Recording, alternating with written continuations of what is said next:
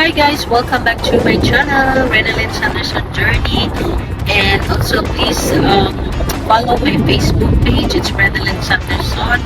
So ngayon is I'm driving going to my work. It's a 1-hour travel. So I'm still in North Carolina, USA. And as you can see guys, puro mga puno atong nalapyan nila, no? So, dyan na rin buti mo guys.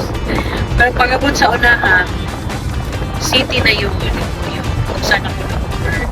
Ito lang yan siya. So, sa ako nabit guys is mga probinsya na to. So, unang makita ni puro na mga fighters, mga kalubinan niya.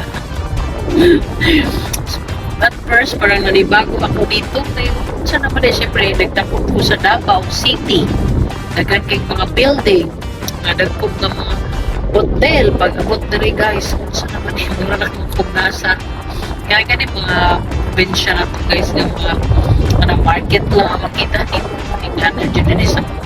Pero pag-abot sa city na may mga building for religion para sa ito, nagkog mga dagkog ako dito na nasa mga New York, California na or sa pinaka pinaka main yun nila na state. Dere ang amoa is simple lang kayo ang life of you guys, but this is what I want because bato pag ko sa mga dagpo ng mga city dere, like sa nabato ko sa Washington DC, so nagdoon ako is Florida, Washington DC, Maryland, South Carolina, tsaka pa nakalimutan ko sa upan sa pato. So napoy mga dagkong building California, nakadusog ko sa Beverly Hills.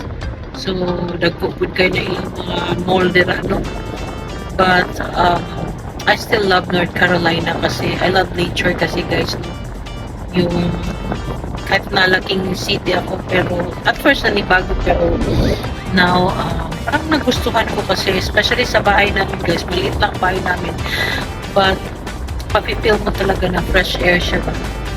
So yun ang nagustuhan ko dito kasi kung city guys, grabe traffic. Kung Pilipinas, sa California, so sinabi mo Radyo Manila or naghan po kayo mga homeless dito handok na.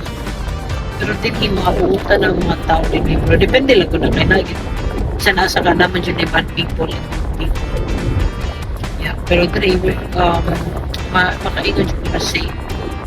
Wala na ko nags Pilipinas, so, diba? Na ay part na safe, na may part na hindi.